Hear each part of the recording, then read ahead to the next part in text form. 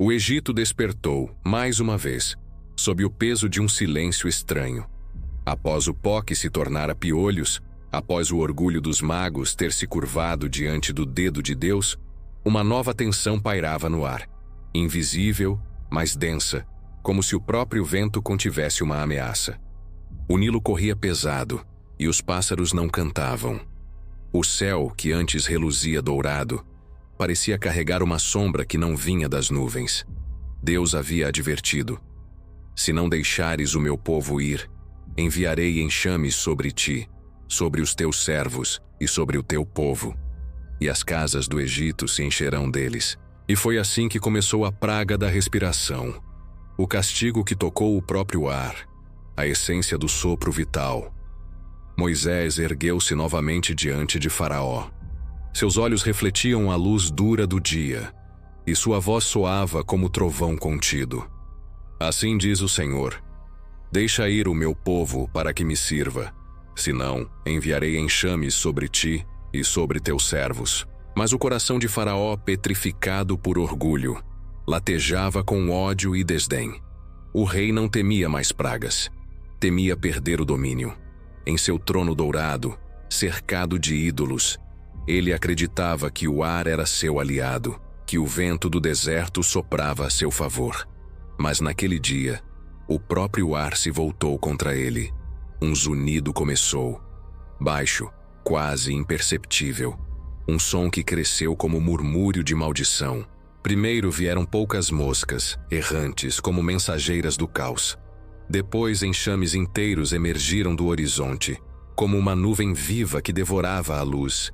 Elas invadiram tudo: o templo de Ra, as câmaras do palácio, os mercados, os campos, os becos, as casas. Nenhum espaço permaneceu puro. O ar tornou-se uma mistura densa de asas, ruído e podridão.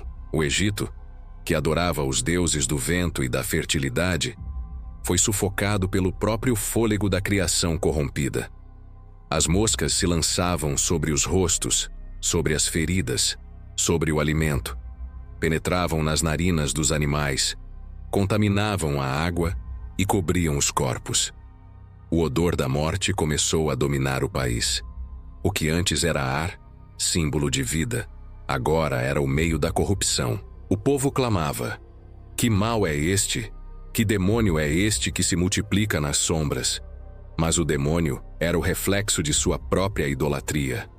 O Senhor havia declarado guerra não apenas contra Faraó, mas contra os próprios deuses do Egito, contra Khepri, o deus representado pela mosca, o símbolo da criação cíclica e da renovação.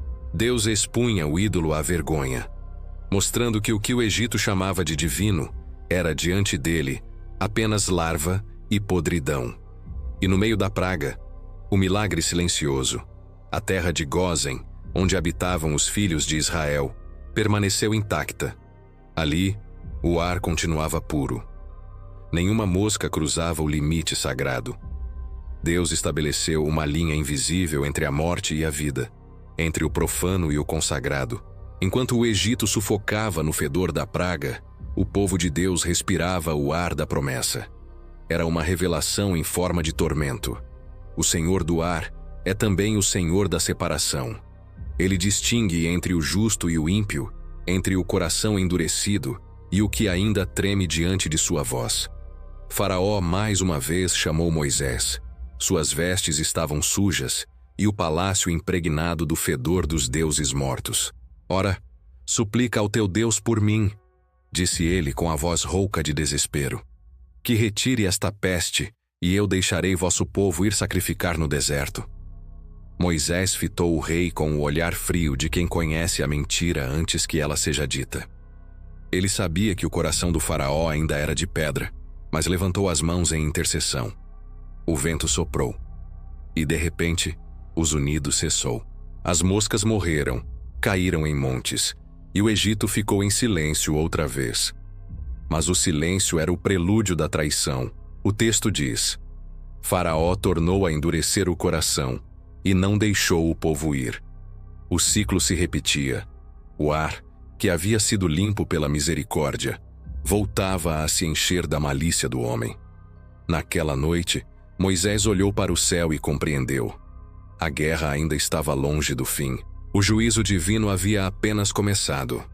O ar, o pó, a água, cada elemento da criação seria convocado a testemunhar que o Deus de Israel não divide sua glória com ninguém. Porque quando o homem transforma o mundo em instrumento de idolatria, Deus transforma o mundo em instrumento de juízo. E o Egito, com seus deuses e sua ciência, aprenderia isso não por palavras, mas pela ruína. O Egito gemeu, não como uma cidade aflita, mas como um corpo inteiro que agoniza. As moscas, que ao início pareciam apenas um incômodo, se tornaram uma presença viva de terror. Eram incontáveis, invasivas, insuportáveis. Entravam nas bocas abertas dos adormecidos.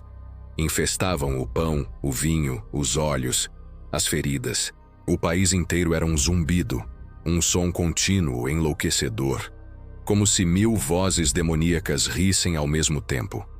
O ar havia se corrompido. Não havia lugar puro, nem templo, nem altar. Os sacerdotes de Ra cobriam o rosto, incapazes de respirar. As oferendas aos deuses apodreciam antes de serem queimadas. O sangue das vítimas sacrificiais se enchia de larvas. O cheiro da carne morta misturava-se ao incenso, e até o ouro do palácio parecia escurecer sob a praga. As moscas eram um exército invisível e voraz, mensageiras do Deus que transforma o invisível em juízo.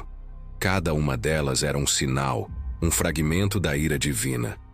Um grão do pó da morte que sussurrava: "O ar que vocês respiram é meu.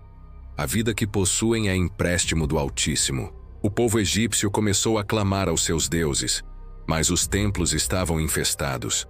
Os ídolos eram cobertos de insetos, as estátuas manchadas pela podridão. Os sacerdotes tentavam purificar o ar com óleos e perfumes, mas quanto mais queimavam incenso, mais as moscas pareciam dançar sobre o fogo. Era como se zombassem deles, como se dissessem: "Não há pureza fora do Deus de Israel." Enquanto o Egito sufocava em sua própria idolatria, uma fronteira invisível permanecia inquebrável. A terra de Gósen, onde viviam os filhos de Israel, estava em paz. O vento ali era limpo, o céu azul, o dia silencioso. As crianças brincavam, os rebanhos pastavam, e o ar cheirava a vida. A santidade havia erguido um muro invisível entre a corrupção e a pureza. Deus mostrava pela praga que o seu juízo não é cego. É preciso, seletivo, moral. A ira divina nunca é caos, é justiça. O mesmo ar que punia o Egito sustentava Israel. O mesmo sopro que levava à morte era, para os escolhidos, o hálito da promessa. Os nobres egípcios, desesperados, vieram até Faraó. O rei, outrora altivo, agora se via encurralado entre a vergonha e o medo. Suas vestes reais estavam imundas, e o trono de ouro era um refúgio inútil contra as asas negras que zumbiam ao redor. Ele chamou seus magos, mas eles nada podiam fazer, e pela primeira vez, os sábios do Egito se calaram. Faraó, então, mandou chamar Moisés e Arão. Os mensageiros correram atravessando o palácio tomado pela podridão, e quando Moisés entrou, trazendo consigo o ar puro da presença de Deus, todos perceberam o contraste. A santidade respirava, enquanto o mundo à sua volta sufocava. "Suplica, eu te peço", disse Faraó com voz cansada. "Ora ao vosso Deus, e afastai de mim este tormento." "O Senhor livrará o Egito, como disseste", respondeu Moisés. "Mas saibas, ó rei, que ele distingue entre o seu povo e o teu. Hoje mesmo saberás que a terra é do Senhor." Moisés saiu do palácio, caminhando entre os gritos do povo e o som enlouquecedor das moscas. Ergueu-se diante do vento e orou. O céu tremeu e uma calmaria começou a se espalhar. As asas cessaram o bater, o zumbido diminuiu, e o ar, pela primeira vez em muitos dias, pareceu respirar novamente. O Egito ficou em silêncio. Um silêncio pesado, quase sagrado, como o suspiro de uma ferida aberta. As moscas caíram em montes. O chão se cobriu de corpos minúsculos. Mas o que morreu ali não foram apenas insetos. Foi a ilusão do Egito. A falsa ideia de controle. O orgulho dos deuses mortos. E, no entanto, o coração do faraó continuou endurecido. Mesmo cercado pelo milagre, ele não se dobrou. A praga havia cessado, mas o veneno ainda pulsava, não no ar, mas em sua alma. A corrupção exterior apenas revelava a podridão interior. O ar limpo voltava a correr, mas o rei não respirava arrependimento, apenas ira. Moisés havia suplicado e Deus ouvira, mas o homem não aprendera. E assim o ciclo se repetia. Misericórdia concedida, endurecimento renovado. Havia, porém, um significado oculto no contraste entre o ar do Egito e o ar de Gósen. Era um prenúncio daquilo que viria nos séculos seguintes. O sopro do Espírito sobre os que creem, e o sufocamento espiritual dos que se voltam à idolatria. Deus mostrava, nas sombras do Egito, o que um dia revelaria plenamente em Cristo. Que o Espírito Santo seria o fôlego dos redimidos, enquanto os ímpios, separados da presença divina, respirariam apenas o ar pesado da condenação. O Egito foi um espelho do destino de toda a humanidade. Um mundo que escolhe os ídolos em vez do Criador e se vê cercado pelo cheiro da morte. E ainda assim, mesmo no meio do juízo, Deus preserva um respiro, um sopro de misericórdia que aponta para a redenção vindoura. A praga cessou, o ar se acalmou, mas o céu sabia. O endurecimento de Faraó chamaria novas tempestades, porque quando o homem se recusa a respirar o ar da santidade, Deus permite que ele seja consumido pelo fôlego da própria corrupção. O Egito estava coberto de ruínas invisíveis. Não se via mais o azul do céu nem o brilho dourado do sol. O ar havia se tornado uma matéria viva, um véu de sombra e de som. O zunido das moscas era como um cântico profano que ecoava sobre os templos e palácios, uma liturgia de decomposição. As janelas eram seladas, os altares cobertos, os sacerdotes fugiam de seus próprios ídolos. O ar, aquele mesmo que um dia servira de sopro para os pulmões dos homens e das bestas, agora era portador da presença da morte. Em Gósen, porém, o vento era puro. O mesmo céu que se fechava sobre os egípcios abria-se em serenidade sobre os hebreus. Lá, o respiro não trazia o cheiro da podridão, mas o frescor da promessa. E assim se cumpria o mistério que atravessava todas as pragas. O Deus de Israel não apenas julgava, ele separava. O mesmo elemento que matava uns, preservava outros. O mesmo sopro que corrompia o Egito, purificava o povo escolhido. Essa era a verdadeira guerra que se desenrolava, não apenas entre Moisés e Faraó, nem entre o Nilo e o sangue, mas entre dois sopros, o sopro impuro do mundo e o hálito santo do Altíssimo. Quando o Senhor enviou as moscas, não era apenas a criação reagindo, era o próprio Deus respirando julgamento sobre uma terra que já exalava corrupção há séculos. O sofrimento do Egito. Os egípcios sufocavam. Suas casas eram redutos de pestilência, e o som constante das moscas era como uma lembrança viva de sua impotência. Os escribas tentavam registrar o fenômeno, mas o pergaminho era manchado antes que a tinta secasse. Os servos tentavam varrer os salões do palácio, mas a sujeira retornava como se o próprio ar cuspisse impureza. O faraó, sentado em seu trono, respirava com dificuldade. Cada suspiro lhe trazia o odor dos corpos dos animais apodrecendo, das oferendas corrompidas, dos frutos que antes perfumavam o mercado, e agora eram larvas expostas. Ele mandou chamar Moisés novamente, com os olhos ardendo de raiva e desespero. Ora ao teu Deus, disse, tira de mim estas moscas, e deixarei vosso povo ir para que sacrifiquem no deserto. Mas sua voz tremia, e o que ele prometia era apenas mais um fôlego mentiroso. Moisés orou, e o vento se acalmou, o zunido cessou. A respiração do Egito pareceu por um instante retornar à normalidade. Mas o coração de Faraó voltou a endurecer, e ele reteve o povo novamente.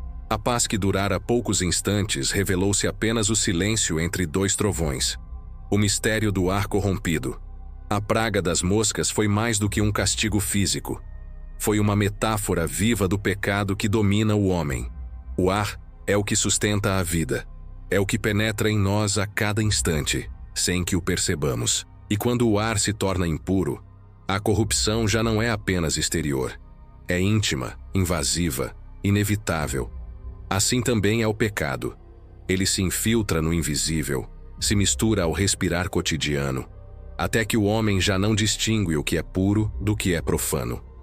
As moscas são os mensageiros do apodrecido. Elas não nascem da vida, mas da morte. Não se alimentam do que é fresco, mas do que já foi. São o símbolo perfeito de uma civilização que insiste em viver dos restos do pecado. O Egito, que outrora fora o império do ouro e da sabedoria, agora respirava a decadência de sua própria idolatria. E o Senhor, ao transformar o ar em instrumento de juízo, revelava uma verdade espiritual profunda. Aquilo que sustenta o homem pode também sufocá-lo, se ele o toma como seu Deus. O mesmo vento que um dia soprou sobre as águas do Gênesis, agora soprava contra os templos do Egito, e o espírito que dá vida se tornava o espírito que julga, o sopro divino e o fôlego da criação. Em toda a narrativa das pragas, há um fio invisível, o Espírito de Deus pairando sobre a terra, movendo-se entre os elementos e revelando o poder do Criador sobre tudo o que respira. Nas águas, o sangue. Na terra, os piolhos. No ar, as moscas.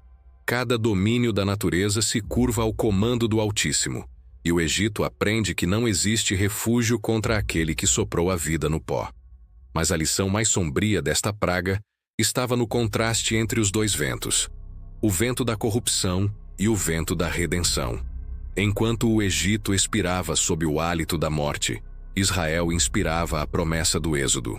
O mesmo Deus que separava as águas para salvar, agora separava o ar para purificar. E no coração dessa separação estava o mistério da santidade.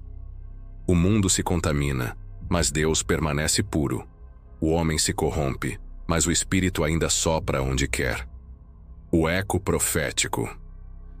No fim dos tempos, dizem os profetas, o ar novamente se tornará corrupção.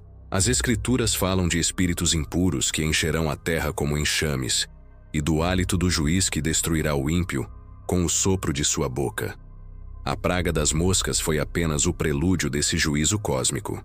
Assim como o Egito sufocou sob o peso da imundícia, a humanidade que rejeitar o Espírito de Deus respirará o fedor da própria condenação. Mas para os que crerem, haverá outro ar, o ar do reino, o respiro do Cordeiro, o fôlego que nunca se corrompe. O mesmo Espírito que pairava sobre o caos do Egito, pairará novamente sobre o novo céu e a nova terra, purificando o que restar da criação. E então, o ciclo se fechará. O vento que trouxe juízo trará também a redenção.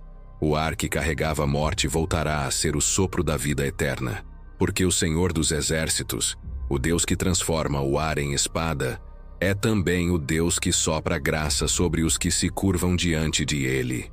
Assim termina a praga das moscas, o ar corrompido, o fôlego profanado, o Egito sufocado pela própria impureza. Mas também começa, nas sombras desse juízo, a revelação do sopro que salva, o respiro do Deus vivo, que separa a vida da morte, o santo do profano, o céu do inferno. E o zunido das moscas, que um dia ecoou sobre o Egito, permanece como um sussurro na história. Todo fôlego que não louva se corrompe.